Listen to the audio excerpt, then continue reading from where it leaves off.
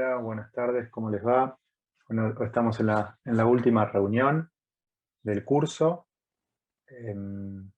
Lo que se va a tratar hoy, se va a hablar hoy, es de patología de recto, que va a coordinar la sala el doctor Fabio Leiro. El doctor Fabio Leiro es un médico cirujano con amplia experiencia en patología colorectal.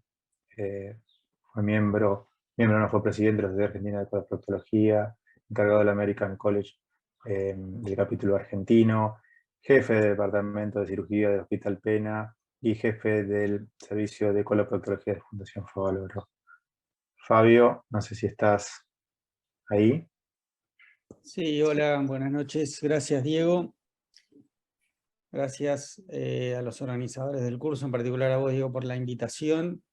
La verdad que es muy interesante ver que se estén dictando cursos enfocados en la interdisciplina, y a mí me gusta más la palabra interdisciplina que multidisciplina, porque tiene que ver mucho más con la interacción y refleja mucho mejor el trabajo que hacemos día a día, donde particularmente el tema que vamos a hablar hoy, que es el cáncer de recto, si hay un tumor en el cual la interdisciplina mostró beneficios y se pudieron demostrar incluso a través de investigaciones los beneficios de la interdisciplina y de la discusión de los pacientes y de los casos, caso por caso en el equipo interdisciplinario, es el cáncer de recto. El cáncer de recto ha bajado el porcentaje de recaídas locales dramáticamente, y en esto tiene que ver obviamente mucho la neoadjuvancia, los tratamientos, digamos, con quimioterapia y radioterapia, en sus comienzos de manera preoperatoria y en la actualidad, en los comienzos de manera posoperatoria y en la actualidad de manera en general preoperatoria. Donde se ha evolucionado, se han ido modificando los esquemas, pero si hubo otro aporte fundamental a la interdisciplina de manejo de cáncer de recto, esta tiene que ver con las imágenes y particularmente con lo que vamos a ver hoy, que es la utilidad de resonancia magnética de alta resolución, no solo para la estadificación inicial, sino también, hablábamos de neoadjuvancia recién, para la reestadificación post-neoadjuvancia. Y un poco esos son los temas que vamos a tocar hoy, y contamos para ello con un especialista en imágenes formado en el Hospital San Martín de la Ciudad de La Plata. Hoy se desempeña en el Centro Innova en la ciudad de Bahía Blanca. Estamos hablando del doctor Nicolás Muñoz, quien va a empezar hablando sobre estadificación a través de resonancia magnética del cáncer de recto, y después va también a hablar del cáncer, de la estadificación post-tratamiento, es decir, post-neoadjuvancia, con quimioterapia / radioterapia. Incluso hoy por hoy hay esquemas conocidos como terapia neoadjuvante total, en los cuales se hace la quimioterapia no solo como radiosensibilizante, sino también con otros objetivos de tratar la enfermedad metastásica o la micrometastásica. Bueno, no quiero yo cansar con la introducción. Le damos paso ya al doctor Nicolás Muñoz, que está con su cámara, para que abra el micrófono, comparta su presentación y empiece. Gracias, Nicolás. ¿Qué tal? Perdón, Buenas tardes. Sí, Nico, perdón, y Fabio lo mismo, perdón, me olvidé decirlo recién al comienzo por las dudas, y ya te dejo. El examen final va a ser el jueves 17 de noviembre a través de las páginas de las asociaciones organizadoras de la Federación Argentina de Radiología y de la Sociedad Argentina de Radiología. Van a estar los links e independientemente les va a llegar a su correo el link para que el 17 de noviembre se conecten y puedan rendir el examen final. Nada más, eso solo, perdón y gracias. bueno, ¿qué tal? ¿Cómo les va? Buenas tardes. Bueno, yo también agradezco inicialmente a Diego y a Hugo Palladini por la invitación a formar parte del curso. Yo hago la parte de imágenes, pero bueno, claramente la interdisciplina o multidisciplinario es lo que nosotros creemos que en los últimos años es lo que ha hecho que las imágenes tengan un rédito adicional y que empiecen a tener protagonismo en muchas patologías. Así que bueno, agradezco la invitación al curso. Vamos. Estoy teniendo el uso compartido de pantallas. Sí, continuar. Vamos a poner. No sé si ahí están viendo.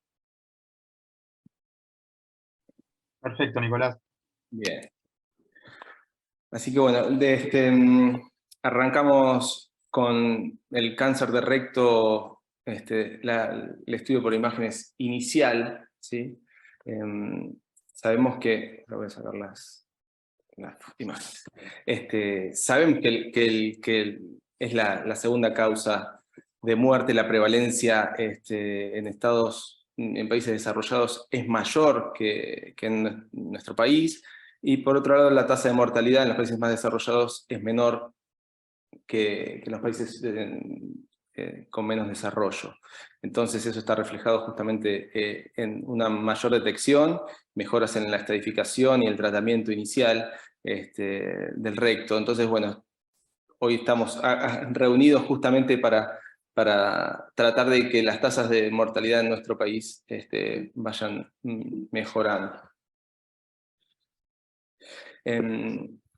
¿Cómo hacemos para mejorar las tasas de mortalidad del cáncer recto? Obviamente es parte de lo que dijo el doctor Fabio.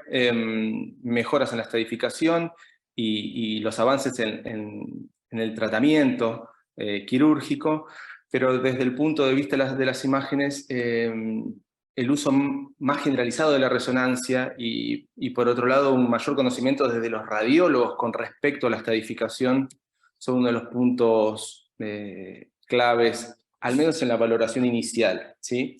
Yo me desempeño en Bahía Blanca, hace varios años que hacemos resonancia de recto, pero todavía llegan pacientes de la zona, que seguramente les debe pasar en todos lados, que no tienen el acceso hoy por hoy a una resonancia inicial.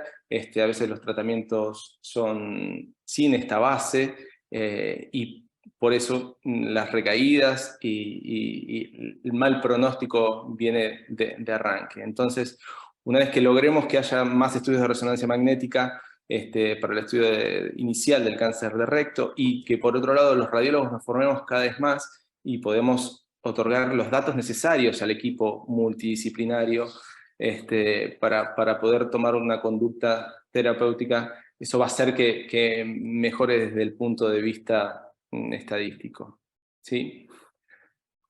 La resonancia de recto es de alta resolución, justamente necesitamos una alta resolución para poder llegar a tener un resultado similar a la histología, ¿sí? Para eso necesitamos técnicas adecuadas, o sea, la resonancia necesita parámetros específicos que ahora vamos a ver para poder lograr una alta resolución.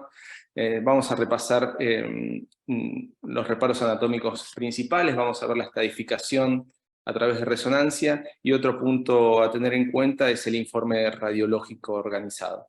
Este último, porque a veces los radiólogos vemos un montón de cosas dentro del estudio, pero a veces puede llegar a fallar la comunicación en el equipo interdisciplinario, y el informe organizado nos ayuda a que el que recibe el informe tenga toda la información que necesita, ¿sí? Dentro de lo que vamos a arrancar con respecto a las técnicas adecuadas, ustedes saben que la resonancia magnética lo que necesita es una alta resolución espacial. Fíjense que los voxeles, lo que necesitamos son voxeles pequeños, ¿sí? Para poder mejorar eso, se usan matrices grandes en resonancia, que son algunos de los parámetros, y FOB pequeños. Con eso logramos que tenga una buena calidad, el volumen del voxel mejore y tener una adecuada resolución espacial. Eso es uno de los puntos iniciales para poder tener un estudio de resonancia de alta calidad.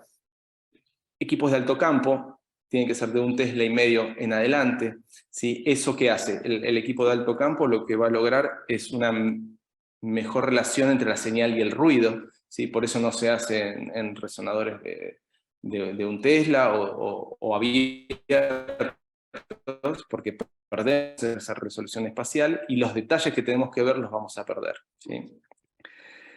Como técnica no se recomienda algunas situaciones especiales como el aire dentro del recto, ¿sí? Así tampoco se utiliza el contraste endovenoso, al menos en la resonancia inicial, ¿sí? O sea que cuando se solicita un estudio de resonancia para valoración de un cáncer de recto, lo que tiene el médico solicitante tiene que pedir una resonancia de recto de alta resolución, y siempre es fundamental que comparta con el médico radiólogo la parte clínica, la valoración, si ha hecho el tacto rectal, siempre tiene que estar acompañada el pedido médico con los datos del paciente, que obviamente ya tiene una colonoscopia previa, una biopsia previa. El radiólogo necesita todas las herramientas esas para poder encarar el estudio a priori y dirigirlo. Es importante que el médico que hace la parte de imágenes esté en la consola junto con el técnico para planificar el estudio, ¿sí? Hay algunas, esto es específico más que nada para los radiólogos, hay secuencias con supresión grasa potenciadas en T2 que a veces no se recomiendan, en algunas situaciones pueden ser favorables, pero se reemplazan tranquilamente con secuencias de difusión. Ya la bobina endorrectal quedó en desuso. Y algunos de los parámetros técnicos que podemos tener en cuenta que se pueden utilizar son los agentes espasmolíticos. ¿Sí? Ustedes saben que la resonancia es muy susceptible a los movimientos, eso degrada la imagen, entonces el uso de buscapinas previo al estudio favorece, disminuye los movimientos peristálticos y hace que tengamos menos artificios y genera mejor visualización. Otro de los puntos es el gel endorrectal. En algún momento, cuando iniciamos 2012, 2013, casi todos los pacientes le poníamos gel endorrectal. Después a ningún paciente le pusimos gel endorrectal, porque sabíamos que la distensión excesiva del recto hace que la fascia mesorrectal impronte sobre la grasa mesorrectal, y a veces los tumores que se proyectan sobre esa grasa pueden sobreestimarse la invasión hacia la grasa. Entonces, el gel endorrectal lo usamos, sí, a veces. ¿Cuándo? Cuando tenemos un paciente que tiene una lesión polipoidea pequeña. Para poder resolver esto, antes de que el paciente se haga el estudio, tenemos que contar con la colonoscopía, con los datos, con la biopsia. A veces son lesiones polipoideas dudosas, al menos en la biopsia, y el gel endorrectal nos va a permitir distender un poquito la luz y ver bien las paredes, y ver a veces cuando tienen tallos largos, los pólipos, ver bien su implantación. Sabiendo que no vamos a correr el riesgo de que va a haber una excesiva distensión del recto que va a complicar un estadio en un cáncer avanzado. Los microenemas también se pueden utilizar más que nada cuando en los pacientes con la restadificación. ¿Por qué? Porque en la restadificación nosotros utilizamos unas secuencias de difusión. Las secuencias de difusión son muy susceptibles a los artificios, entonces reducimos los artificios dentro de la luz del recto, que nos pueden llegar a traer alguna confusión. Las secuencias de difusión están principalmente determinadas para los estudios post-neoadjuvancia, pero siempre ayudan inicialmente también, así que es una secuencia que nosotros usamos de rutina.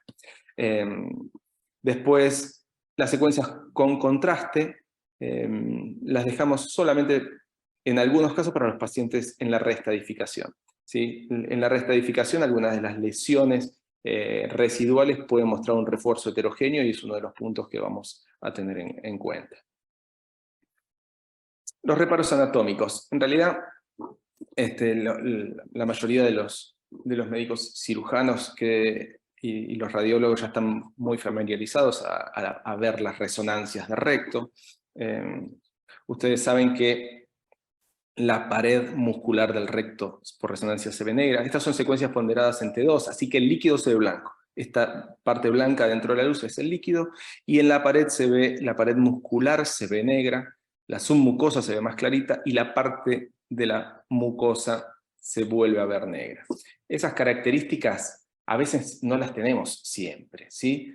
Fíjense que esto es lo que les mencionaba, cómo se ve en colores cada una de las capas, pero para que se vean en colores cada una de las capas, a veces esto que es la submucosa tiene que estar inflamada, ¿sí? Entonces es más frecuente que lo veamos en pacientes tratados, porque vemos mejor el edema de la submucosa y podemos visualizar bien las tres paredes. Pero en algunas ocasiones, como en esta, solo encontramos dos paredes, porque en realidad la mucosa y la submucosa la encontramos juntas. Entonces esto hace que algunos tumores de estadios iniciales se nos complique para diferenciar entre un T1 y un T2, por ejemplo, dependiendo la ubicación. Por otro lado, ustedes ya conocen y saben que el médico radiólogo va a dar la altura de inicio del tumor, ¿sí? En relación a dos parámetros, uno el anillo puborectal o el otro el margen anal, ¿sí?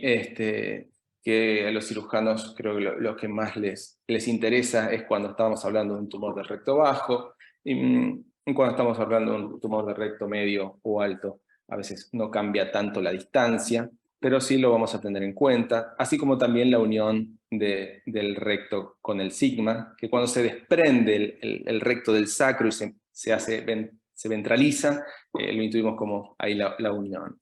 Estos son algunos de los puntos a tener en cuenta. También vamos a recordar que la fascia mesorrectal está principalmente volviendo el recto inferior después de la reflexión peritoneal. Ya tenemos peritoneo en la parte anterior, y en la parte del recto superior tenemos peritoneo ya en los laterales. ¿Sí? Son situaciones importantes para valorar. La fascia mesorrectal son característicamente oscuras en las resonancias potenciadas en T2, es la línea finita y negra característica que está alrededor de la grasa mesorrectal. Este es uno de los puntos que más le interesa evaluar al cirujano para una planificación quirúrgica, que es el plano, ver el canal anal de frente, ¿sí? Eso siempre lo vamos a lograr dependiendo la disposición que tenga el recto. Siempre vamos a hacer planos coronales siguiendo el eje mayor, y sí, claramente por resonancia podemos evaluar tranquilamente los músculos elevadores, el músculo puborectal, seguir valorando el esfínter interno, el externo, el espacio interefintérico. La resonancia para eso es muy buena.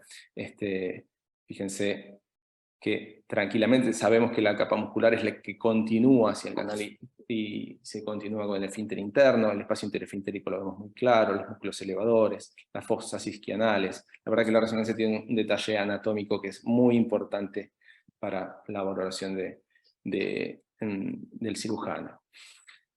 Parte de la estadificación vamos a ver, y algunos puntos claves, ¿sí? Esos puntos claves están dados por algunos de los factores pronósticos.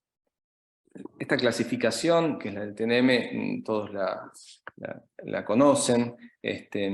Sabemos que los tumores iniciales, el T1 y el T2, están en relación a la submucosa, o el T2 puede estar en contacto con la capa muscular, pero sin extenderse más allá de ella hacia la fascia mesorrectal, sino acá ya entramos en los estadios T3, que tenemos, dependiendo la proyección sobre la grasa mesorrectal, los vamos a estadificar en A, B, C o D, ¿sí? Después, bueno, con el doctor Leiro verán cuáles los grupos que son, si se interpretan de bajo riesgo, los T3 iniciales o no. Ya cada equipo multidisciplinario y el equipo quirúrgico tendrá sus motivos para incluirlos dentro de los tumores de bajo riesgo o no. Los T4 claramente son los que están en relación al peritoneo o a los órganos vecinos, el 4B. Para el recto inferior, la estadificación es algo diferente. Sí sabemos que el estadio 1 está confinado y no atraviesa más del esfínter interno. Sí, fíjense que en el estadio 2 ya hay el espacio interefintérico está respetado con un compromiso total de la pared. El estadio 3 se extiende hacia el espacio interefintérico y el 4 ya existe compromiso del esfínter externo.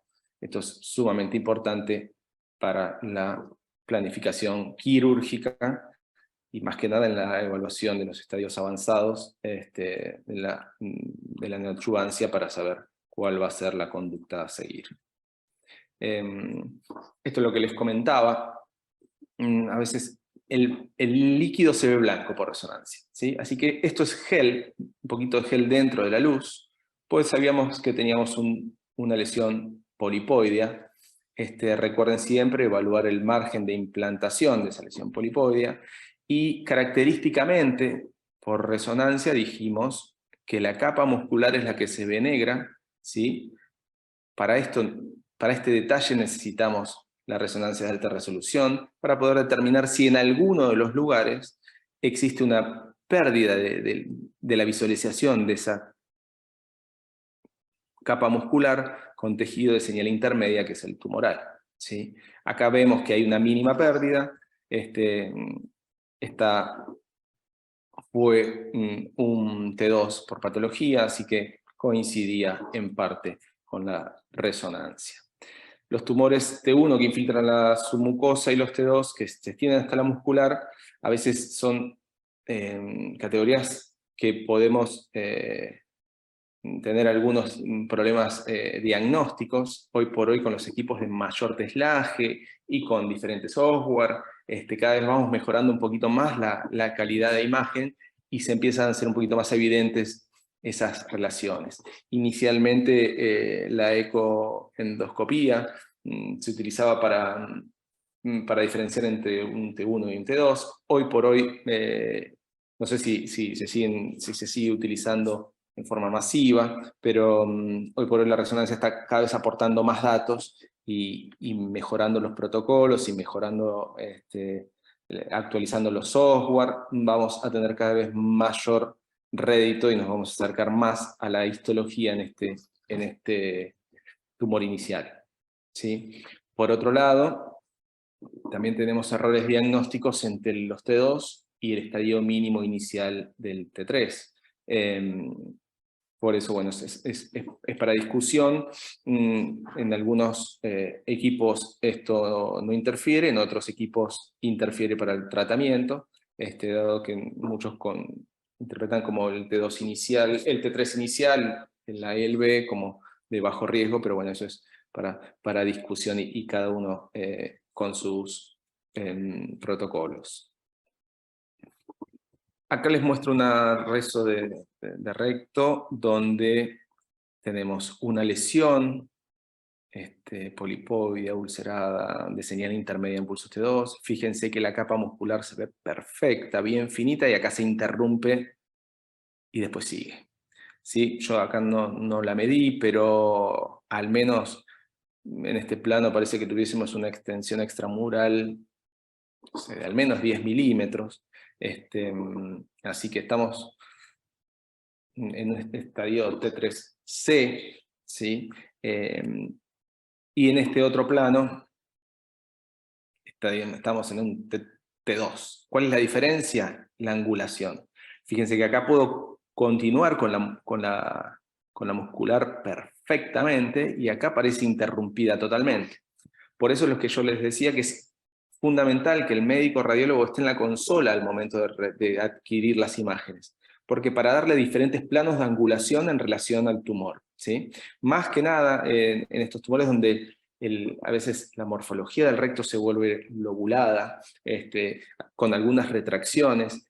Lo que estamos viendo en la imagen, creo que se ve el cursor, en la imagen de la izquierda, en realidad es un volumen parcial, ¿sí? Y que puede ser sumamente mal interpretado como un estadio avanzado cuando no lo es. Entonces, el rédito de esto es estar el médico imaginólogo junto al técnico para cada uno de los estudios, porque tienen que estar dirigidos y en búsqueda puntual de lo que vamos a buscar. Por eso también es importante, antes de iniciar el estudio, ya contar con todos los datos, y que a veces no los tenemos. Nosotros, yo trabajo en una institución cerrada, aislada de los centros hospitalarios, entonces nuestra forma de comunicación es a través del WhatsApp, generalmente con la mayoría de los médicos derivantes. El WhatsApp se ha hecho parte de una herramienta fundamental, y tener la data antes de que ingrese el paciente al resonador es fundamental para que estos errores no sucedan y no sobreestimemos lesiones que no son. En la estadificación en N, ustedes saben que la resonancia tiene algunas fallas. Es más específica para la estadificación luego del tratamiento que para la inicial. No obstante, tenemos algunos puntos importantes que tenemos en cuenta siempre y que aumenta la precisión, que es los bordes, la forma y la señal mixta. Esos son los parámetros que utilizamos desde hace unos años para tener la sospecha de que un ganglio es patológico, ¿sí? La estratificación en N es un factor pronóstico, de los que tenemos que mencionar siempre inicialmente y posterior al tratamiento. El tamaño ganglionar no es relevante parcialmente. ¿Por qué parcialmente? Porque en algunos ganglios menores de 5 milímetros puede haber compromiso, ¿sí? Pero por otro lado sabemos que se han hecho y escrito muchos artículos desde la parte de vista de imágenes para tratar de nuclear y ver cuál es la mejor forma de caracterizarlos, y encontramos una alternativa que es uniendo el tamaño sumándolo a las categorías o a los criterios morfológicos, ¿sí? Entonces, el tamaño no importa porque hay lesiones ganglionares de menos de 5 milímetros con micrometástasis, pero por otro lado, sabemos que si las lesiones son más de 9 milímetros, las imágenes ganglionares dentro del mesorrecto, ¿sí? Y midiendo el eje corto, sin ningún otro parámetro, son altamente sospechosas de malignidad. Cuando el tamaño es menor de 5 milímetros o entre 5 y 9, ahí van a entrar en juego otro de los criterios, que son los bordes, la señal heterogénea o la morfología redondeada del ganglio. Entonces, esta tabla nos trata de poner en conocimiento de cuándo sospechar de un ganglio. A veces muchos de los ganglios que vemos son imagenológicamente normales y puede haber micrometástasis. Pero con esto tratamos de acercarnos más a la histología en la falla, ¿sí? Saben que los ganglios linfáticos en la estratificación en N es en N1, N2, A y B en el 1 es en relación al número de ganglios sospechosos, y el 1C es el que está destinado más que nada a los depósitos tumorales, ¿sí? Los depósitos tumorales, ¿cómo pueden diferenciarse de los ganglios? Que a veces por imágenes es diferente. Fíjense que en esta imagen tenemos 2 ganglios, o al menos 2 imágenes que nos pueden hacer sospechar patología dentro de la grasa mesorrectal. Uno de morfología redondeada, ¿sí? Y que mide aproximadamente unos 9 milímetros, así que ganglio sospechoso. Y acá creo que no es un videíto. Los depósitos tumorales, ¿cómo lo podemos diferenciar de los ganglios?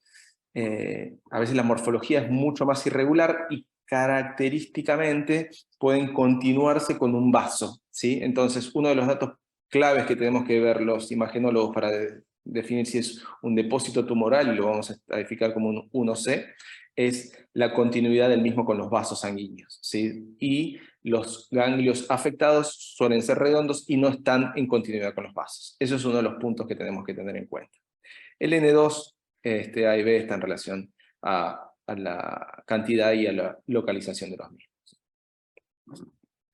Mencionamos factores pronósticos, ¿sí? Saben que el margen de resección circunferencial, la extensión extramural y la invasión venosa extramural o ENVI son uno de los puntos de factores pronósticos junto con los ganglios linfáticos. Entonces, vamos a empezar por el margen de resección circunferencial. La recurrencia local y sobrevivencia libre de enfermedad. Logramos el margen de resección circunferencial por resonancia magnética es similar al que se encuentra por patología, así que tenemos, haciendo un estudio adecuado, bien dirigido y bien logrado, tenemos un excelente rédito, ¿sí? Claramente, sin un margen de resección comprometido, la sobrevida es mayor que si lo tuviese, ¿sí? ¿Cuándo está comprometido? Cuando hablamos que está comprometido el margen de resección circunferencial, cuando tenemos menos de 1 milímetro a la fascia o al músculo elevador cuando estamos en recto inferior, ¿sí? Y está respetado cuando está a más de 1 milímetro, ¿sí? Acá claramente está comprometido. Entonces tenemos que tener en cuenta que estos son uno de los factores de recurrencia local.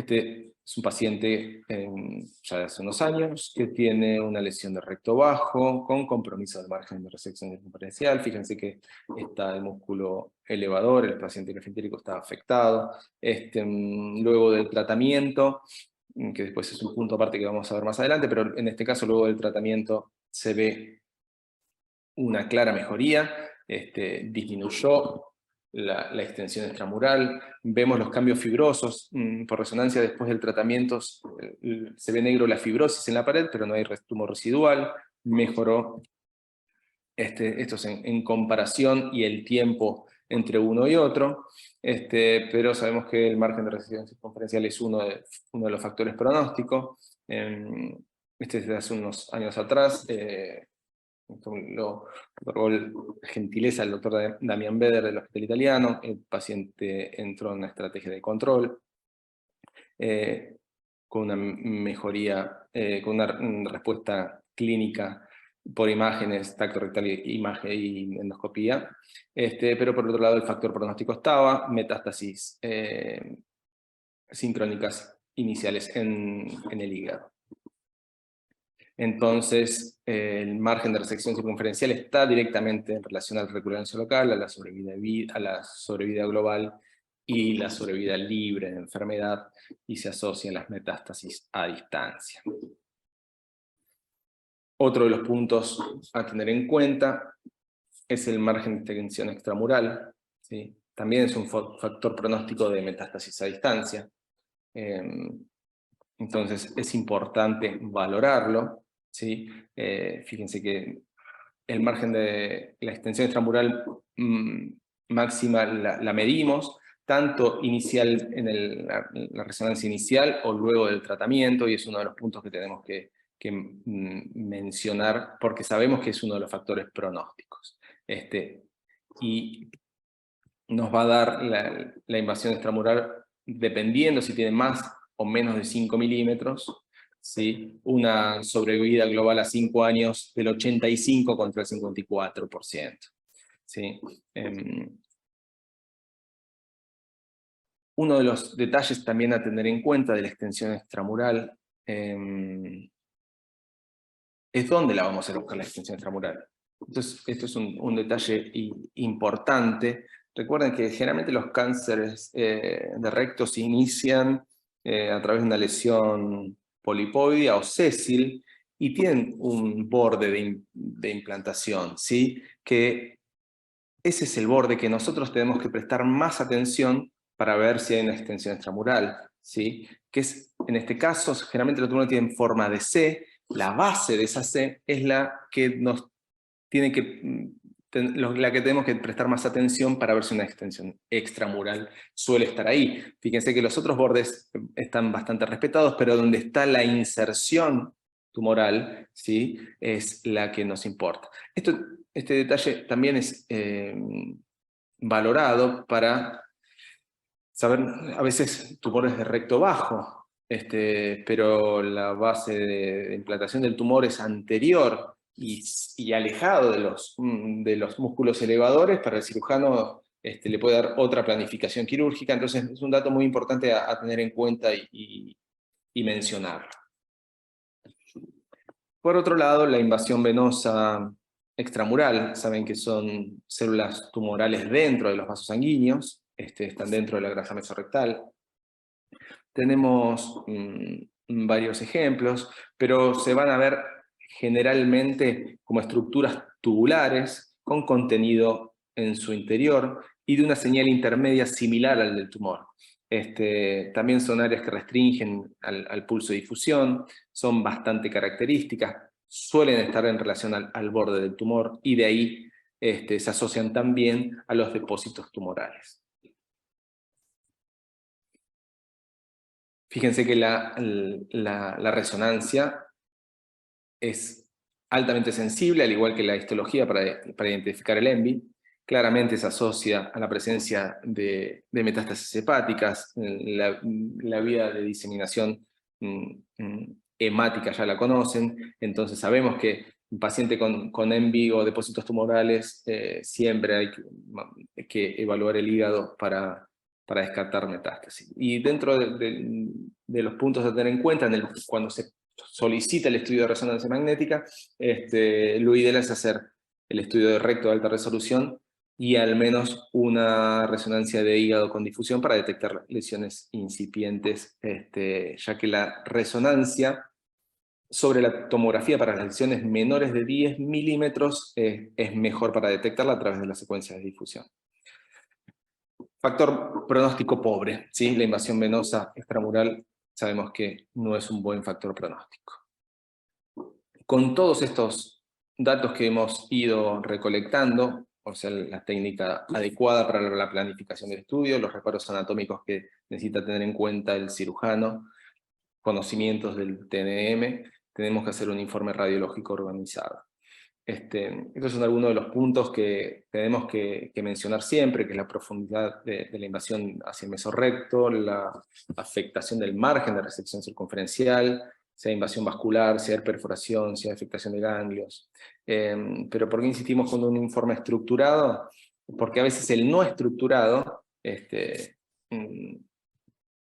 hay ausencia, por ejemplo, de algunos factores pronósticos, ¿sí? Que a veces no están puestos en el informe, entonces el médico que recibe lo interpreta como que no están, entonces son suposiciones falsas negativas, puede inducir a una estadificación insuficiente y un tratamiento insuficiente. Entonces, en la institución que estoy hace ya varios años que estamos con el informe radiológico organizado o de tipo proforma, que es lo que aconseja la mayoría de los centros para tratar de ¿qué? De evitar la pérdida de información, ¿sí? Fíjense que en los centros donde no hay una proforma de base, una plantilla, la pérdida de información puede llegar hasta el 97%, y fíjense que el margen de resección circunferencial no está descripto hasta un 74%, contra un 4% del que tiene la plantilla proforma. Que a veces sucede que el médico radiólogo ve y evalúa absolutamente todo, pero capaz que no lo escribe. Entonces, si no está en el informe, no llega la información a donde tiene que llegar, y por ahí hicimos todo bien, y la última parte mal, que es brindar la información del último pedazo de nuestro trabajo a quien la tiene que recibir. Por eso los elementos pronósticos están informados generalmente el 97% en los proforma, y un texto libre mucho menos. Hay varios tipos de proforma, los pueden buscar en múltiples artículos. Esta es una de las que utilizamos nosotros, pero claramente están todos los datos que necesita saber el radiólogo, desde la localización, las categorías. Fíjense que en todavía la categoría está en T1 y T2 están juntos.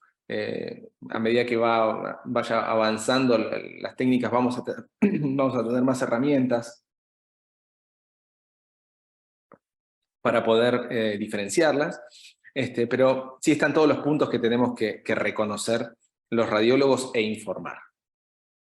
Así que bueno, con una técnica adecuada, reconocer los parámetros de interés, estar familiarizados con el TNM, tener los factores pronósticos presentes y un informe estructurado son los que nos van a dar las herramientas para que el equipo multidisciplinario tome las conductas adecuadas para el tratamiento, ¿sí? Y que hace que los radiólogos tengan cada vez un protagonismo más importante y que sea funcional para el paciente y para el equipo.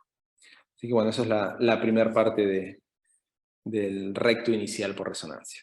Bien, bueno, muy bien, Nicolás, muy completo, la verdad que una charla muy completa, tocaste casi todos los puntos y me dejaste poco margen para preguntas, pero bueno, no veo tampoco que haya preguntas en preguntas y respuestas por ahora.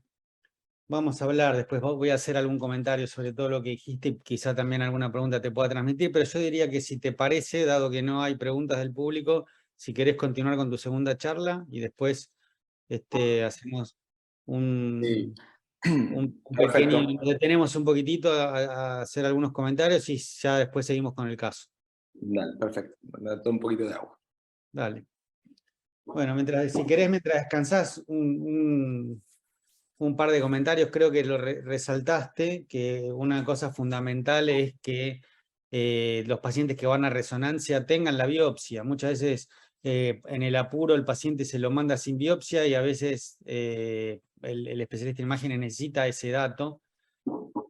Y también necesita el dato del tacto rectal. Por eso nosotros siempre hablamos con el especialista en imágenes para transmitirle qué es lo que nosotros tocamos, ¿no? Porque muchas veces se correlaciona la imagen con la impresión clínica y eso a ustedes como especialistas en imágenes les puede sumar. Bueno, siempre suma, vos sabés que siempre suma, porque uno, a medida que han pasado los años, te das cuenta que a veces el cirujano con la cantidad de pacientes, hospitales y demás, capaz que a veces no manda la información correcta. O a veces para agilizar, hacemos resonancia antes de tener la biopsia. Y son cosas que después nos complican al momento del informe. Obviamente cuando es localmente avanzado no hay ninguna duda, pero al principio, si no, también terminamos con una planificación incorrecta del estudio y a veces termina sin el rédito que uno busca. Pero hoy tenemos herramientas de comunicación casi inmediata, digamos, como vos lo mencionaste, ¿no? El WhatsApp es algo que uno, a veces el especialista te dice, ¿qué es lo que tocas? Bueno, ese dato les sirve a ustedes para saber qué informar, ¿no? Sí, totalmente. Me pareció también interesante la disyuntiva entre el contraste endorrectal o el gel endorrectal y el beneficio que aporta, pero también a veces nos dicen nosotros los especialistas que genera también algo de espasmo. Entonces, no siempre hay que utilizarlo, ¿no? Porque a veces puede alterar un poco la visión. Y el otro tema que me parece, perdona, es que es importante también que los cortes sean perpendiculares al recto, porque a veces, digamos, si el corte es perpendicular a la pelvis, se producen esas distorsiones de imágenes que vos claramente ejemplificaste. Entonces, cuando se corta la pelvis en el recto, el corte tiene que ser perpendicular al eje mayor del recto y no necesariamente a la pelvis del paciente, ¿no? ¿Es así?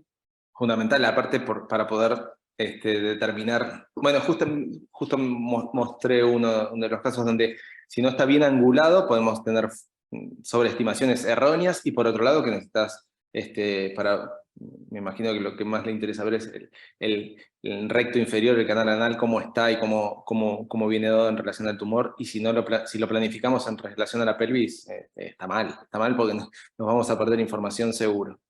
Exacto. Así que, bueno, si querés seguir adelante? Sí, para que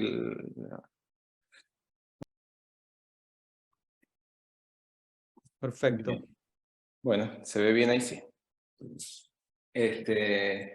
Bueno, como veníamos evaluando, sabemos que el cáncer recto localmente avanzado se beneficia claramente con un tratamiento neoadyuvante previo a una cirugía, ¿sí? Suele haber una reducción tumoral de hasta el 50%, y en algunos casos una respuesta patológica completa por resonancia y clínica, que va desde secuencias desde el 15% hasta el 38%. Entonces amerita el tratamiento post-neoadyuvancia una reestadificación para saber dónde estamos parados y volver a planificar un tratamiento, ¿sí? ¿Cuál es la utilidad hoy por hoy de la resonancia? Es en el paciente con tratamiento, es evaluar el grado de regresión tumoral, ¿sí? Lo vamos a ir viendo paso a paso, pero se asemeja bastante al grado de regresión tumoral utilizado por patología, ¿sí? Tenemos que dar las herramientas necesarias para una planificación quirúrgica y detectar a aquellos pacientes que tienen una respuesta clínica completa o una respuesta completa por imágenes, ¿sí? Por resonancia. Y después a esos pacientes que están en el grupo de control y que no tienen un tratamiento quirúrgico, monitorearlos, ¿sí? ¿Cómo logramos, así como inicialmente terminamos con un informe, acá también pasa lo mismo? Luego de la neoadyuvancia tenemos algunos puntos a tener en cuenta que son fundamentales para que el rédito final sea el óptimo. Técnica adecuada, y factores pronóstico ya lo vimos, ¿sí? Pero recuerden que la evaluación de la respuesta, no solo lo que vamos a evaluar, no es solo la reducción del tamaño, ¿sí? Tenemos que evaluar los otros factores que son los pronósticos. Así que solo una reducción del tamaño tumoral no alcanza, y son los factores pronósticos los que tenemos que mencionar en nuestro informe y cómo están, para ver si se inicia un tratamiento quirúrgico o se prolonga el tratamiento oncológico. Los factores pronósticos los vimos, son el margen de resección circunferencial, la extensión máxima extramural y la invasión venosa. Estos factores tienen que estar junto con el estadiaje en N y los factores que son importantes, como algunas complicaciones por la radioterapia, tienen que estar dentro de los datos que brindamos, ¿sí? Vamos a ir viendo punto por punto los grados de regresión tumoral. Inicialmente en imágenes teníamos una clasificación del 1 al 5, donde en la 1 no había nada de lesión, y el grado 2 tenía una fibrosis de mayor del 75% y algo de restos tumorales. Se fue modificando, y en 2017 hablamos de un grado de regresión tumoral ya por resonancia magnética, del 1 al 5. En el 1 tenemos una respuesta completa, solo vemos una cicatriz lineal. Buena respuesta hablamos cuando tenemos una fibrosis densa, pero no hay señal de tumor. Nosotros por imágenes, por resonancia, hablamos de señal de tumor cuando lo vemos, siempre lo valoramos en los 3 planos, principalmente en T2, y la señal intermedia característica de la lesión es la que vamos a ver. La fibrosis, por su contenido y por su de colágeno y demás, hace que la señal sea bien oscura, y eso es lo que vamos a ir diferenciando. Entonces la señal intermedia es de tumor, la señal bien oscura es de fibrosis, ¿sí? Eso es en la situación ideal. Saben que por resonancia, la parte de la valoración del grado de regresión y la valoración post-neoadjuvancia se torna a veces difícil. ¿Por qué? Porque la pelvis genera todos unos cambios inflamatorios, tanto de la grasa mesorrectal como de los planos musculares, las retracciones por la fibrosis. Eso hace que la valoración sea dificultosa, no es una tarea simple para poder determinar como en la evaluación inicial. Acá hay varios factores que hacen que la anatomía se modifique, y eso es uno de los puntos que tenemos que estar familiarizados y entrenados para tratar de tener el menor porcentaje de error posible, ¿no?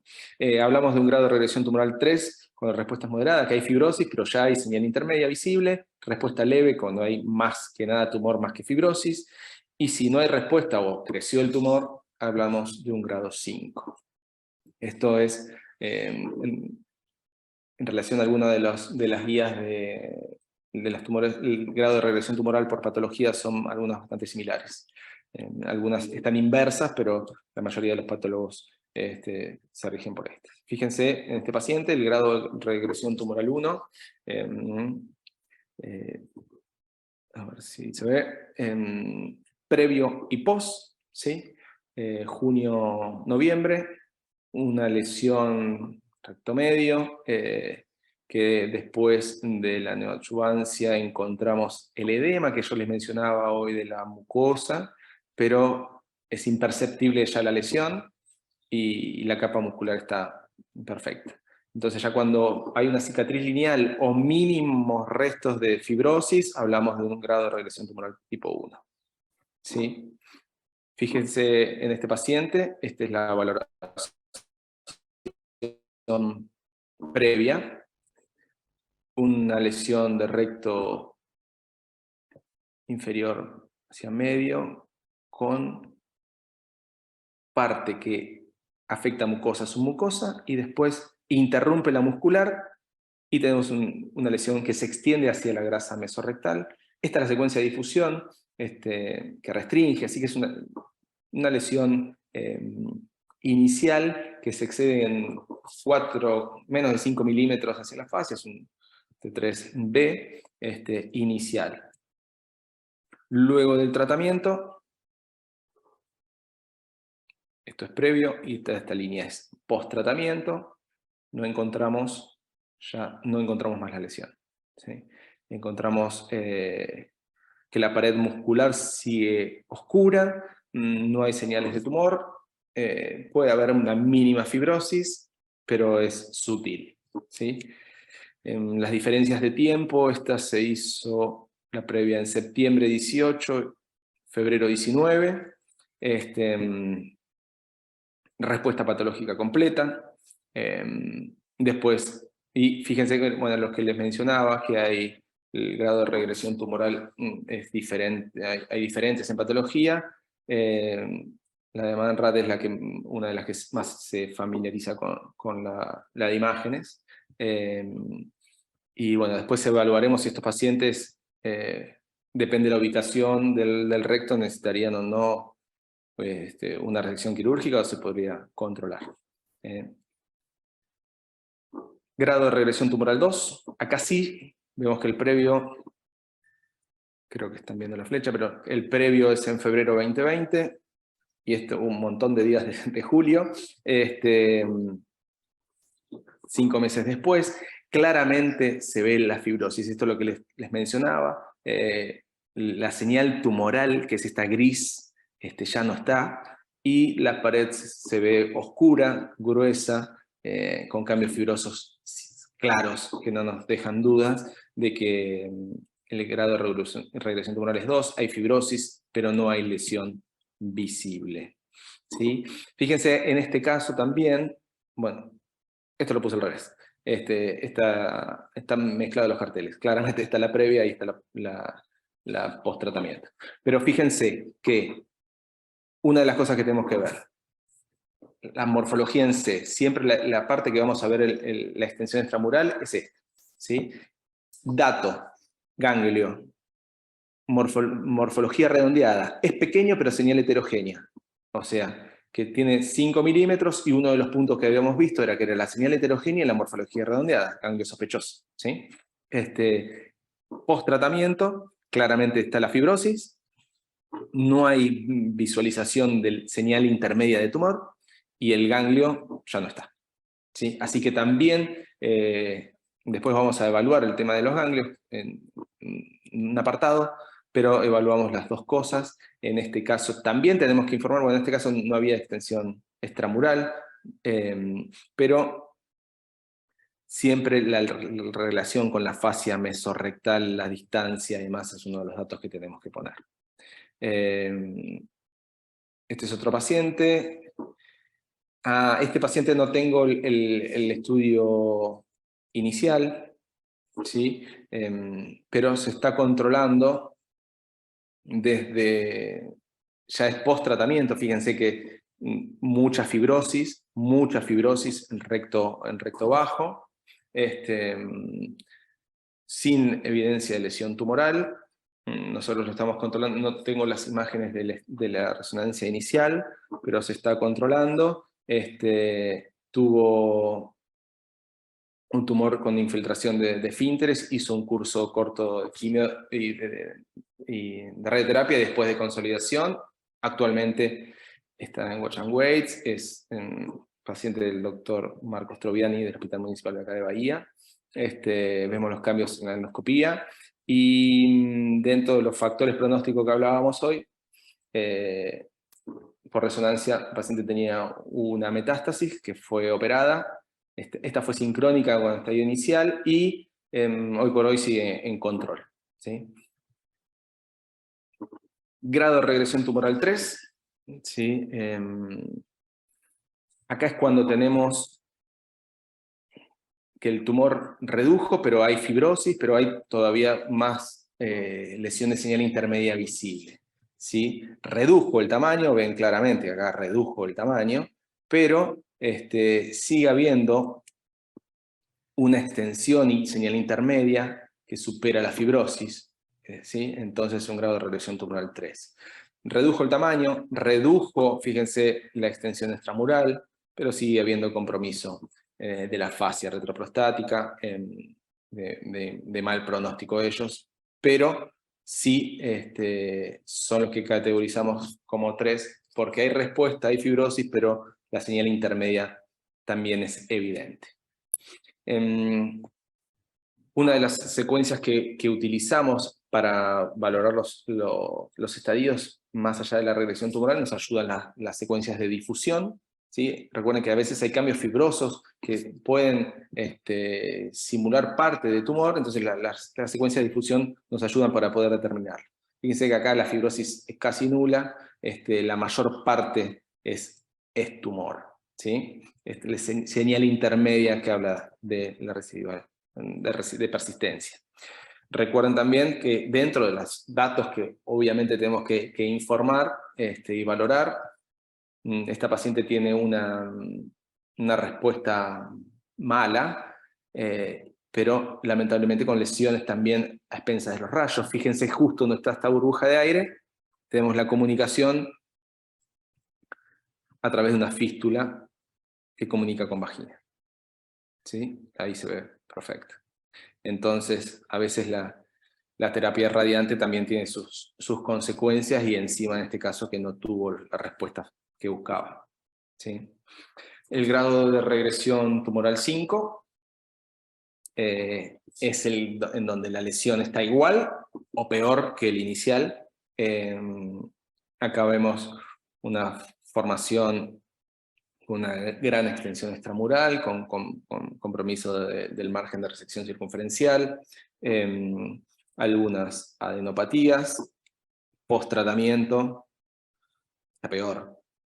peor imagenológicamente, peor la pelvis con cambios fibrosos inflamatorios, no solo que no redujo, sino que aumentó, y encima sumado a cambios fibrosos de la radioterapia, nos ayuda mucho la difusión para tratar de discriminar, y en este paciente no hubo respuesta, y no solo que no hubo respuesta, sino que la fibrosis generó una estrechez en esta parte del recto, de la luz, fíjense ahí, así que con obstrucción a ese nivel.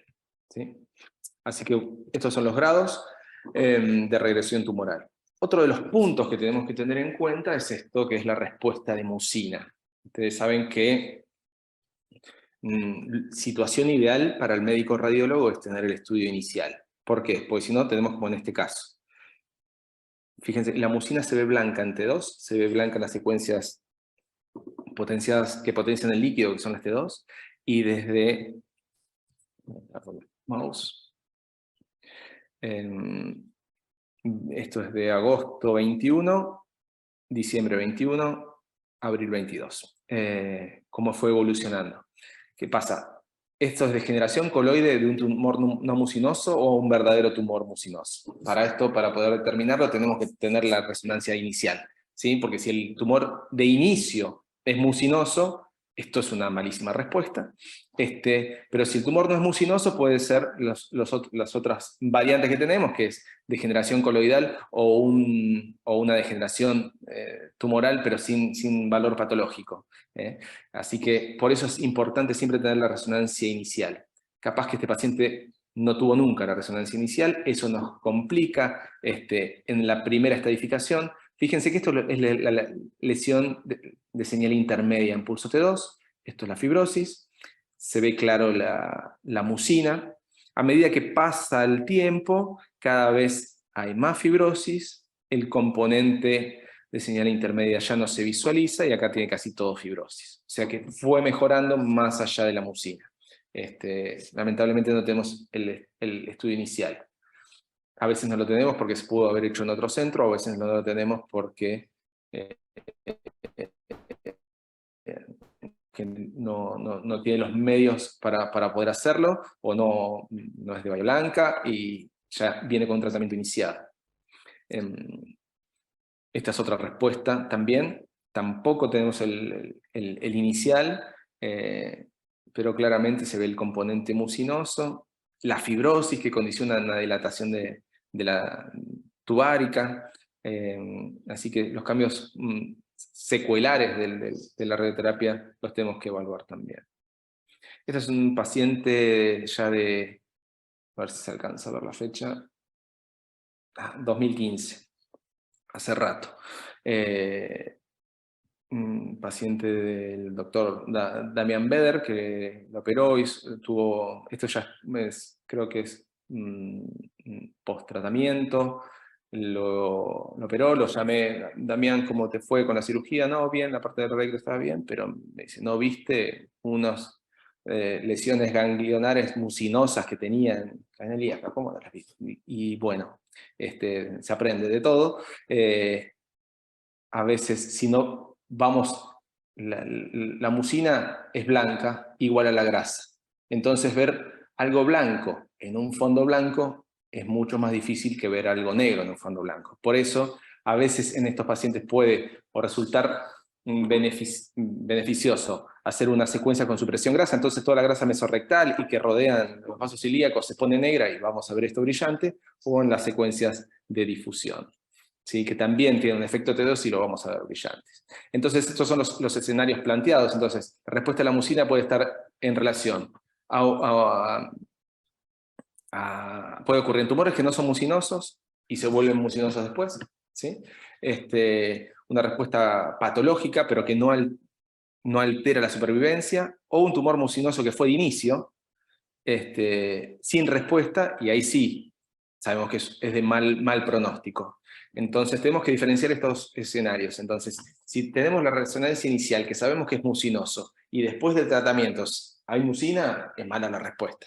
Pero si no era un tumor mucinoso, tenemos los dos parámetros, o una respuesta al tratamiento de mucina, o una respuesta patológica. Los patólogos tampoco creo pueden determinar entre una mucina celular y una acelular, pero sí sabemos que si tenemos el estudio inicial nos va a beneficiar mucho para saber cuál es la evolución de ese paciente. Y por otro lado, los que le comentaba, las secuencias de difusión que utilizamos, ¿sí? Nosotros hablamos de difusión facilitada o restringida cuando hay una lesión residual, ¿sí? Entonces, facilitada es cuando hay difusión, no hay ruptura, las células no están comprometidas, y lo vamos a ver en difusión imagen negra, en ADC imagen blanca. Esto vendría a ser lo normal, lo ideal. Difusión restringida es cuando brilla en difusión y en el mapa de ADC se ve negro, ¿sí? Cuando brillan en los dos, es el efecto T2. ¿Por qué? Porque las secuencias de difusión están potenciadas en T2. Entonces, vamos a ver líquido, ¿sí? Y después la fibrosis se ve negro y negro. Teniendo estos parámetros, los radiólogos podemos evitar cometer algunas fallas, ¿sí? Por ejemplo, vamos a ver esta imagen, que es la que vimos en muchos pacientes anteriormente, con una fibrosis anterior, bien de la pared.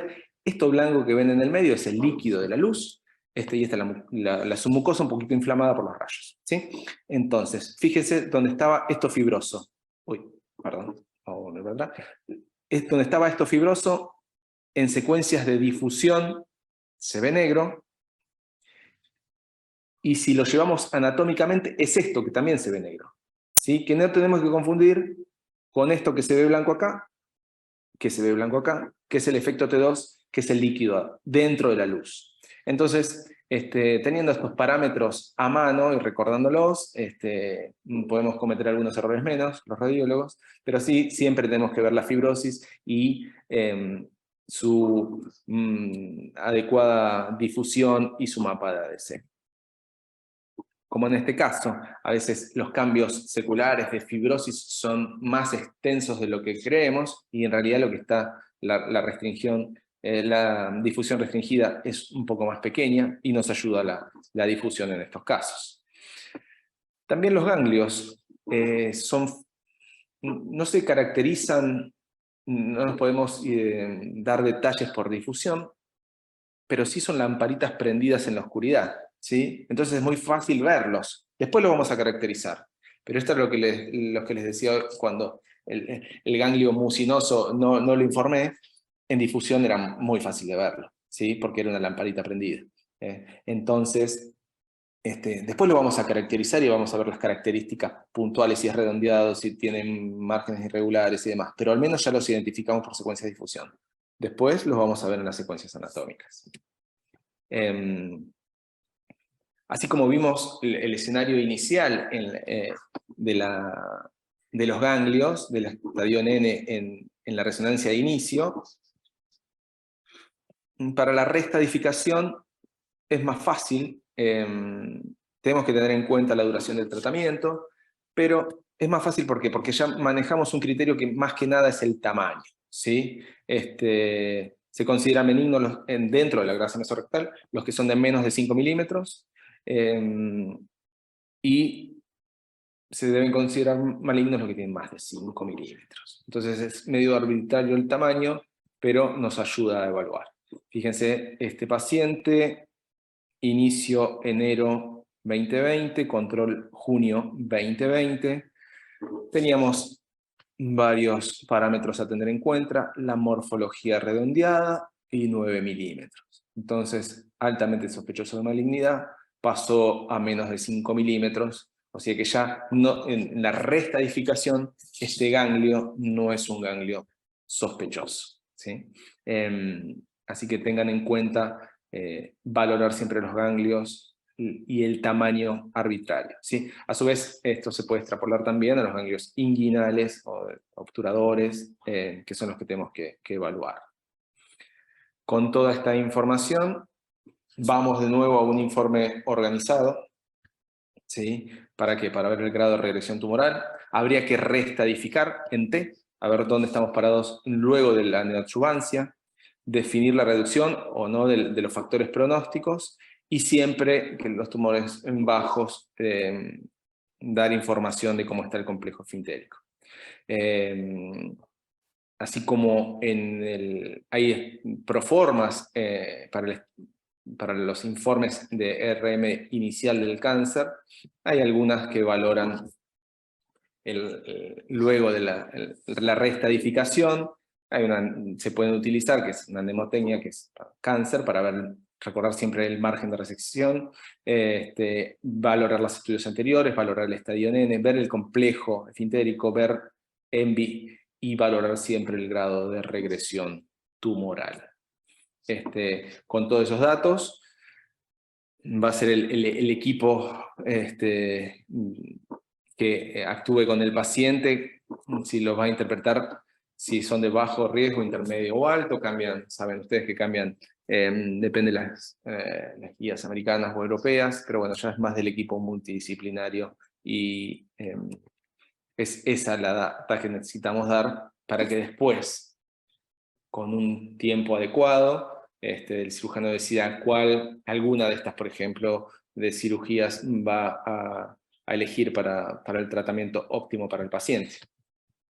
Hablaba con uno de los cirujanos coloprocto de Bahía, el doctor Damián Beder, que a veces yo no tenía en claro a veces cuándo es el momento ideal para hacer la valoración luego de la radioterapia y de la neoadjuvancia, cuándo vamos a valorar el recto, ¿sí? Por resonancia, porque si lo hacemos en forma temprana, capaz que estamos todavía no terminó de actuar el tratamiento, y tenemos una respuesta imagenológica parcial, y después de la cirugía fue una respuesta completa, y depende de la ubicación, capaz que el paciente perdió un tratamiento conservador. Entonces, bueno, claramente es algo que ayuda en saber que hay diferentes tratamientos que hoy por hoy se están tratando de prolongar más, saben que hay mejor sobrevida, y estos grupos han llegado a tener una respuesta patológica completa en los estadios más prolongados de hasta el 38%, que para los estadios 2 y 3 es excelente, pero bueno, ya forma parte de la decisión del equipo multidisciplinario, y ahí vamos a ver cuándo hacemos la evaluación post-tratamiento por resonancia magnética, que a diferencia por ahí de otras partes de la economía del cuerpo, sabemos que ya está regido. Acá hay discordancia de cuándo valorarlo, y va a estar en relación, el grupo multidisciplinario es el que tiene que determinar cuándo, para tratar de tener el rédito mayor en la resonancia. Como conclusión es eso, que para los pacientes con un carcinoma de recto avanzado, claramente la quimioradioterapia neo es el tratamiento estándar, reduce el tamaño casi el 50% de los tumores, y bueno, y la respuesta patológica completa que van en grupos desde 15 a 38% de los casos. Esto permite en algunos casos conservar el esfínter o directamente hacer tratamientos no quirúrgicos en algunos pacientes. Como lo que hablábamos al inicio, la RESO forma parte fundamental en la evaluación tanto pre como post tratamiento del cáncer, y es una herramienta que necesita el grupo multidisciplinario, o el equipo multidisciplinario o interdisciplinario para tratar de hacer lo mejor para el paciente y tener el mayor rédito. Y bueno, con eso estamos. Bueno, muchas gracias, Nicolás, de nuevo, muy completo. Tocaste prácticamente todos los puntos. Tenemos a ver si hay alguna pregunta. Bien. Bueno, Gera Manrique dice que la evaluación post-radioterapia debe hacerse siempre luego de las 8 semanas post-tratamiento para dar tiempo a la desaparición de los cambios inflamatorios que tienden a confundir la señal alta, la señal viable y dar tiempo a la fibrosis. Sí, coincidimos que en una época se decía que la primera evaluación post-tratamiento tenía que hacerse a las 6 semanas. Entre 6 y 8 semanas cada vez nos inclinamos a esperar un poquitito más. Exactamente.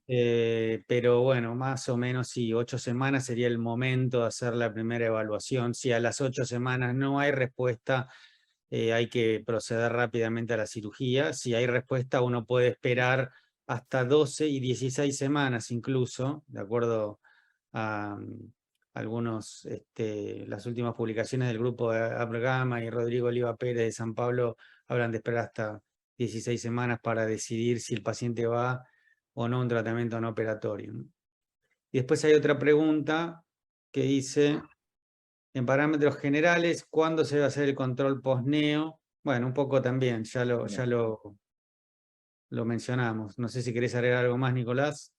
No, justamente hasta era una de las dudas que me generaba a mí, porque no hay nada específico en imágenes todavía, y es más que nada el grupo tratante es el que tiene que decidir en relación al tipo de tratamiento que haga, ¿sí?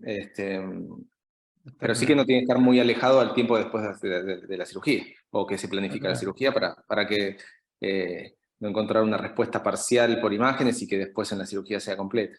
Y que si nos hayamos perdido alguna opción no quirúrgica o conservadora. Bueno, claramente la resonancia, como yo decía, y el especialista en imágenes y el especialista en resonancia en particular, juegan un papel fundamental en el equipo interdisciplinario para el manejo del cáncer de recto, y tiene que ver en la etapa preoperatoria, o pretratamiento, en la estratificación inicial, digamos, para definir la indicación de neoadjuvancia. Las guías que más utilizamos en nuestro país, que son las guías europeas, se basan fundamentalmente en los hallazgos y el informe de la resonancia. Y claramente la invasión de margen circunferencial, la presencia de un tumor en un estadio T4, son, yo diría, las indicaciones indiscutibles. Y bueno, también los tumores T3 profundos, con más de 5 milímetros de invasión extramural, la presencia de invasión vascular extramural, son indicaciones también bastante claras de neoadjuvancia, y también juega un rol la presencia de ganglios en el mesorrecto, aunque los ganglios en el mesorrecto, de acuerdo a las guías americanas, sería una indicación indudable de neoadjuvancia, y de acuerdo a las guías europeas es un poco más discutible. Otra cosa de la que no ahondaste mucho, Nicolás, es el tema de los ganglios laterales. Los ganglios de la región obturatriz, que están en la arteria hipogástrica, también se lo considera una indicación de neoadjuvancia. Bien, y por eso los protocolos también tienen que ser ampliados para llegar hasta a no perder. A esta Es un región. detalle que no dije, pero sí los protocolos tienen que ser al menos el barrido hasta llegar hasta la bifurcación para poder ver esos ganglios y no perderlos. ¿Sí? Exactamente, porque esa sería una indicación de tratamiento. Y bueno, digamos de manera muy sintética, cuando uno hace neoadjuvancia, la neoadjuvancia básicamente es hacer radioterapia preoperatoria. La radioterapia siempre se hace asociada a una quimioterapia radiosensibilizante, pero hay protocolos más nuevos que hablan de hacer la quimioterapia sistémica, no como radiosensibilizante, sino como tratamiento sistémico, también antes de la cirugía. Eso se llama terapia neoadjuvante total, y en estos casos la quimioterapia sistémica se puede hacer previo a la radioterapia o luego de la radioterapia, en el gap que queda entre la radioterapia y la cirugía. Cuando uno habla de hacer la quimioterapia sistémica antes de la radioterapia, hablamos de inducción, y si la hacemos entre la radioterapia y la cirugía, hablamos de consolidación. En general, los pacientes con alto riesgo sistémico, que como bien dijo Nicolás, son los pacientes que tienen invasión vascular extramural, o los pacientes que tienen depósitos tumorales, que es algo que Nicolás explicó muy bien, la diferencia entre un depósito tumoral y un ganglio mesorrectal. Estos pacientes tienen alto riesgo de metástasis, y tanto estos pacientes como los que tienen ganglios laterales son pacientes con alto riesgo sistémico, y quizá tengan mejor indicación de hacer inducción, porque lo antes que uno indique la quimioterapia sistémica mejorará el pronóstico del paciente. En cambio, los pacientes en los cuales uno lo que busca con la neoadjuvancia es preservar el órgano, es decir, llevarlos a un protocolo de watch and wait, de tratamiento no operatorio,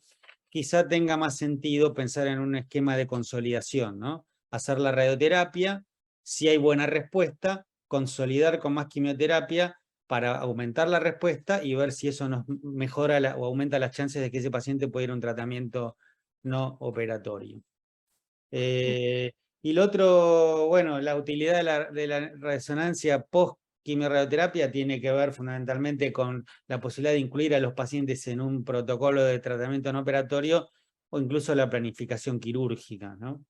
Porque si bien no hay nada muy claro que uno pueda, digamos, en general lo estándar es no modificar la indicación quirúrgica previa al tratamiento en base a los resultados, pero porque no hay mucha evidencia fuerte de esto, pero sí está claro que todos los que tratamos mucho cáncer de recto, con cierta frecuencia cambiamos la estrategia. De hecho, los protocolos de watch and wait no son ni más ni menos que un cambio de estrategia terapéutica basado en el resultado de la neoadjuvancia, ¿no?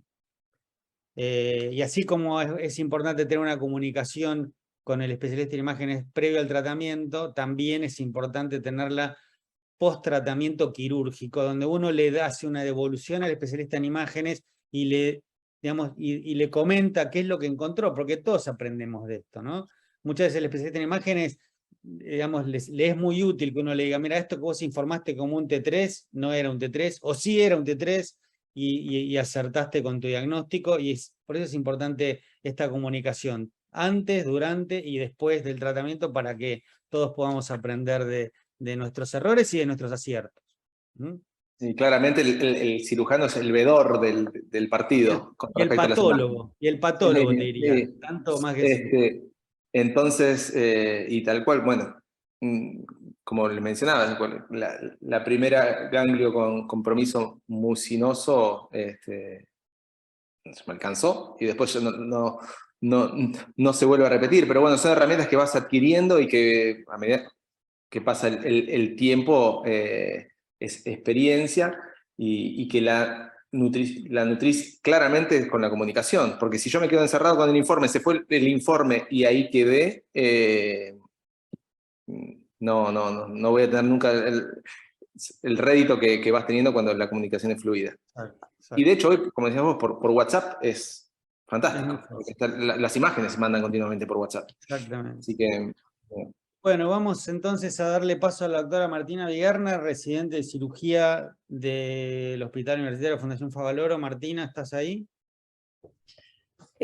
Hola, Doc, ¿me escucha? Acá estoy. Sí, se escucha bien. Perfecto. Bueno, ahora comparto. ¿Querés compartir y mostrar el caso? Sí, por supuesto. Bien. Perdón, creo que abrí mal. ¿Ahí se ve adecuadamente? Se ve bien. Perfecto. Bueno, mi nombre es Martina Vigerna, soy residente acá de Fundación Favaloro y bueno, estoy a cargo del caso. El caso que vamos a presentar es un paciente masculino de 31 años de edad, que como antecedente clínico lo único que tenía era tabaquista. El paciente consulta en otra institución por un cuadro de dolor abdominal en fosa ilíaca derecha, de varios días de evolución. asociado a fiebre. En la guardia le hacen un laboratorio que presenta leucocitosis, una ecografía abdominal que presentaba líquido libre, por lo cual se le hace una tomografía computada. En la tomografía computada, lo que se evidencia, esto es una tomografía con contraste oral y endovenoso, es un corte axial, se evidencia adecuado pasaje de contraste hasta el colon derecho, y a nivel de fosa ilíaca derecha se visualiza un apéndice cecal de 13 milímetros asociado a una colección pararrectal en contacto con el apéndice. En dicho contexto se interpreta como una apendicitis aguda y el paciente es operado, se le hace una apendicectomía laparoscópica. Bueno, estas son unas imágenes en resumen de la tomografía que mostré recién, son 3 cortes axiales. En la imagen de la izquierda se visualiza el apéndice con el espesor de 13 milímetros que mencioné. En la del centro se visualiza la colección que capta contraste en los bordes. Y bueno, en la imagen de la derecha se visualiza el recto. Bueno, nada, se hace una apendicectomía laparoscópica, el paciente tiene una buena evolución posoperatoria, se retira el segundo día posoperatorio con antibiótico-terapia bioral. Aproximadamente un mes posoperatorio vuelve a consultar por de vuelta a registros febriles, pero esta vez asociados a una tumoración perianal. Se interpreta como un absceso perianal, se le realiza una imagen,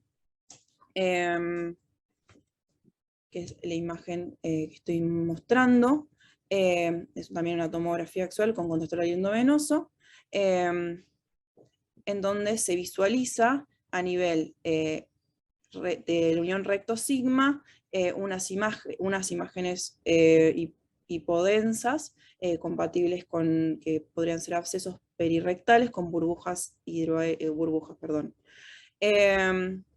de todas maneras, se le drenó el absceso perianal en la cama. Son 2 cortes axiales, resumiendo la tomografía que acabo de mencionar, en la cual se ve el engrosamiento de la pared del recto, la unión recto-sigmoidea, con las burbujas por fuera de la luz, y una colección pararrectal izquierda.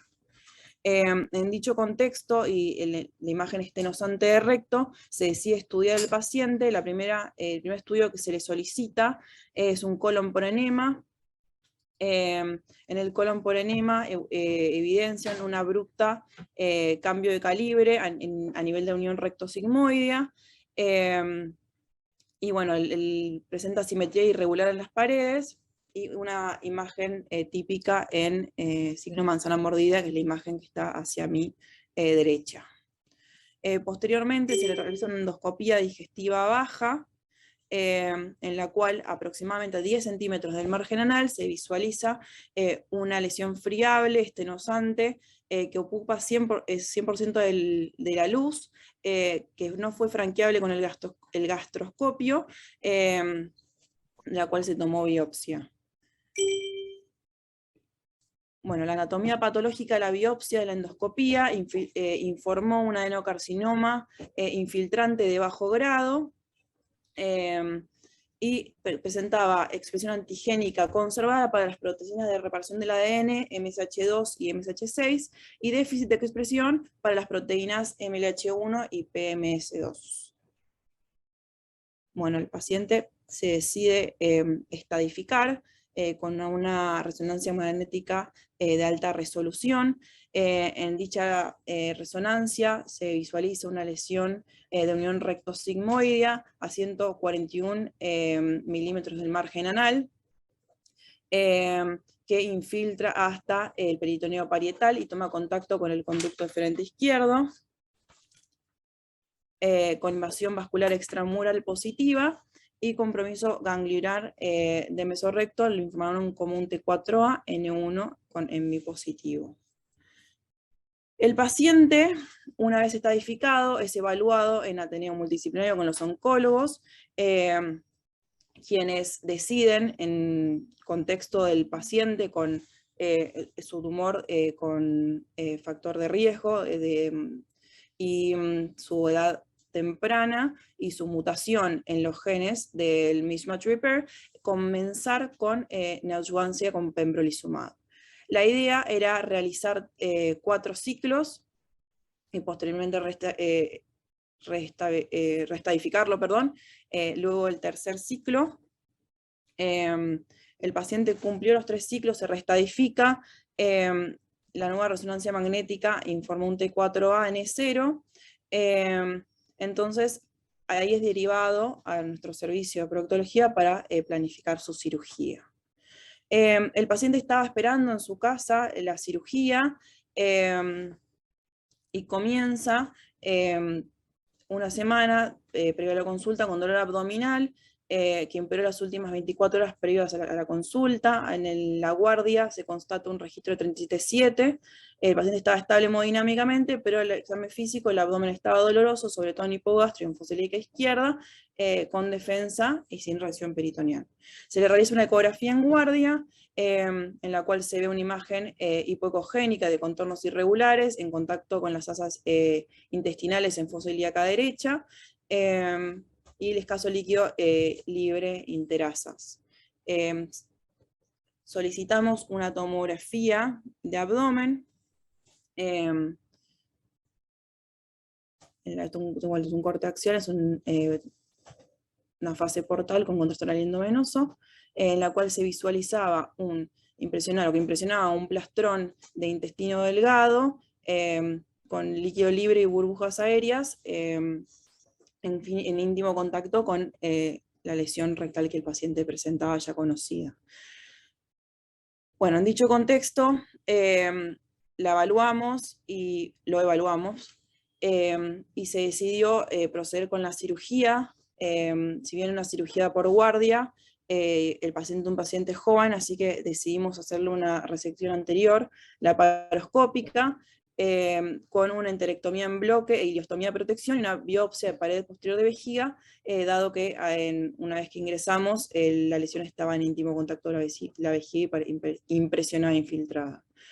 El paciente cursó su primer día posoperatorio en terapia intensiva, salió ya con ciprofloxacina y metronidazol por la peritonitis, por el tumor obsedado. En el tercer día posoperatorio ya estaba en el piso, o sea, que pasó el segundo día, comenzó con registros febriles, así que decidimos hemocultivarlo, urocultivarlo, y pedirle una nueva imagen.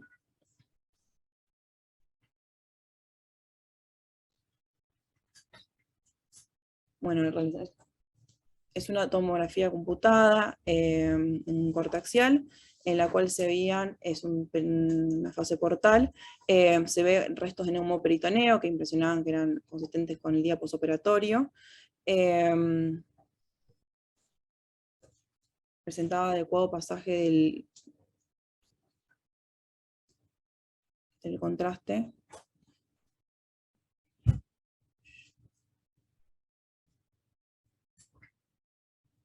Y bueno, a nivel del presacro se visualizaba una imagen fecalizada con niveles hidroaéreos. Bueno, acá es también una imagen resumen, donde se visualiza a nivel presacro las burbujas y el seno presacro fecalizado que el paciente presenta. Dado la estabilidad hemodinámica del paciente, intentamos, como primera instancia, realizar un drenaje percutáneo guiado por tomografía. Se le rotó la antibioticoterapia al paciente a vancomicina y imipenem, recordando que él estaba con ciprofloxacina, metronidazol desde el posoperatorio. Y en el cultivo de la colección creció un Escherichia coli y un Faecium, por lo cual la infectología rotó el antibiótico ceftriaxona y ampicilina sulbactam.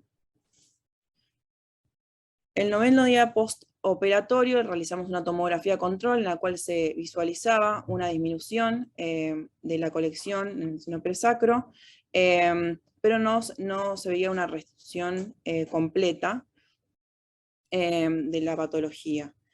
Entonces decidimos realizar una endoscopía, hablamos con el servicio de gastroenterología, y más o menos aproximadamente 8 centímetros en el margen anal. Vieron la imagen que tienen hacia la izquierda, que es una solución de continuidad de la anastomosis de aproximadamente 3 centímetros, por donde venía el líquido purulento. Se realizó un lavado y la colocación de un endovac. El endovac lo cambiábamos aproximadamente 2 veces por semana. Y al 16º día postoperatorio el paciente se externa, cumpliendo los recambios de endovac 2 veces por semana, pero en forma ambulatoria. El paciente cumplió antibiótico-terapia, todo en seguimiento con infectología, aproximadamente 70 días hasta que la resolución de la patología. Y aproximadamente al mes postoperatorio, una vez cuando iba reduciendo la cavidad, se comenzó a realizar, aparte de la endoscopía, tratamiento con plasma argón. En la imagen, las imágenes de abajo, se ve en comparación a las de arriba, cómo la cavidad como casi completamente desapareció con el tratamiento con el plasma argón. Bueno, al mes postoperatorio se le realizó un control, en la cual el tamaño de la colección del seno presacro en íntimo contacto con la anastomosis rectal estaba en disminución y la rarefacción de los planos grasos locorregionales estaba en disminución. Bueno, aproximadamente a los 45 días postoperatorios recibimos la anatomía patológica de los ganglios enviados. Informaba hiperplasia folicular, el intestino delgado, que resecamos en bloque por la íntima adherencia a la lesión, solamente presentaba peritonitis aguda, el colon y el recto, se visualizaban cambios post-tratamiento, peritonitis aguda y ausencia de lesión residual, y de los 19 ganglios que se extrajeron con la pieza, eran todos negativos. Y la pared de la vejiga informaba una inflamación supurada. Así que se interpretó como una reacción tumoral completa. Al tercer mes posoperatorio, el paciente se evalúa para reconstrucción y se le cierra la ostomía. Se retiró de alta posoperatoria al 5º día. Estas son imágenes de control del 7º mes, en la cual no se evidencia recaída tumoral, y el paciente actualmente está en seguimiento por oncología, haciendo una vida completamente normal. Bueno, muchísimas gracias. Bueno, excelente, Martina, la presentación. Realmente, digamos, no quise interrumpirla porque ya llevamos casi 2 horas o más o menos, y no quise que se haga demasiado larga la presentación, pero realmente este es un caso sumamente interesante. Es un paciente muy joven, con un tumor que se presenta inicialmente con un cuadro que se interpretó como una apendicitis aguda, y bueno, ese es el informe con el que nosotros lo recibimos de otra institución. Cuando se lo estudia y se encuentra el tumor, que seguramente ya lo tenía, se encuentra que tenía una mutación, por lo cual son tumores que no responden a la neoadjuvancia tradicional, con lo cual se lo colocó en protocolo internacional para inmunoterapia con pembrolizumab. No estamos hablando de todas cosas realmente muy interesantes. El paciente tiene una muy buena respuesta, sin embargo se perfora el tumor y eso lleva a una cirugía de urgencia que, por la edad del paciente y por las condiciones del medio en que trabajamos, pudimos hacerlo por vía laparoscópica, pero no obstante evoluciona con una complicación que es una discencia anastomótica. Esta discencia anastomótica provoca un seno presacro que primero se trata por vía percutánea y que después se decide completar el tratamiento porque no era suficiente la resolución con el tratamiento con antibióticos y el drenaje percutáneo por vía transglútea con el sistema de Endovac, que además se complementó con el uso de argón en un trabajo también, de nuevo, interdisciplinario, con el servicio de gastroenterología.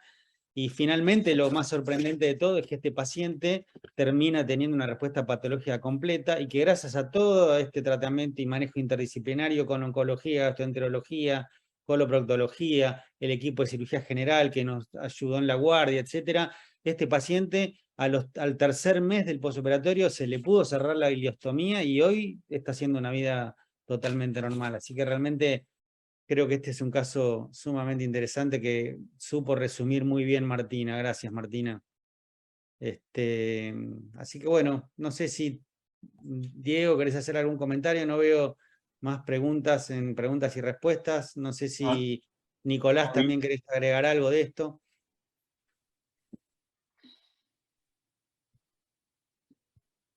Sí. No sé si No, quieren Nicolás, hacer comentario. Si no, bueno. yo, nada, felicitarlos, no tenía conocimiento de todo el caso, pero espectacular como lo manejaron, no sé, me pareció brillante, porque parecía que venía todo complicado, así que está buenísimo Sí, y que el paciente vaya bien, bien. es muy bueno. Nicolás. Nico, no sé. No, refleja lo que arrancamos con el trabajo interdisciplinario. Creo que resume el caso, eso, el trabajo entre todos y que nunca falló la comunicación y por eso los logros que han tenido. Así que no, excelente, felicitaciones por el caso. Bueno, creo que si no hay preguntas, me parece que podemos ir terminando, Diego. Yo de nuevo agradecerles a todos los que estuvieron conectados, casi 70 personas, la verdad que es un número interesante de gente que pudo participar esta noche, esta tarde, y bueno, no me queda mucho más que agradecer. Al contrario, los agradecidos somos nosotros, Fabio, muchísimas gracias, como siempre, vos siempre estás dispuesto a ayudar con esto. Es un lujo que Fabio esté acá hablando y enseñándonos. Nicolás, lo mismo, muchísimas gracias, te agradezco. Martina, estuviste muy bien, te felicito, muchas gracias. Les agradezco a todos. Y lo único que vuelvo a decir, que el 17 de noviembre va a estar el examen a través de las redes de la Federación Argentina de Radiología, Sociedad Argentina de Radiología y Asociación de Médicos Residentes. Van a tener los links para el examen y del mismo modo por vía mail también les llegará. Así que nada, muchas gracias. A mí me pareció súper útil, yo aprendí, así que espero que el resto también. Muchas gracias. Buenas noches, felicitaciones Nicolás y Martina, muchas gracias. Gracias a todos por la invitación. Saludos, estamos en contacto. Adiós. Chau, chau.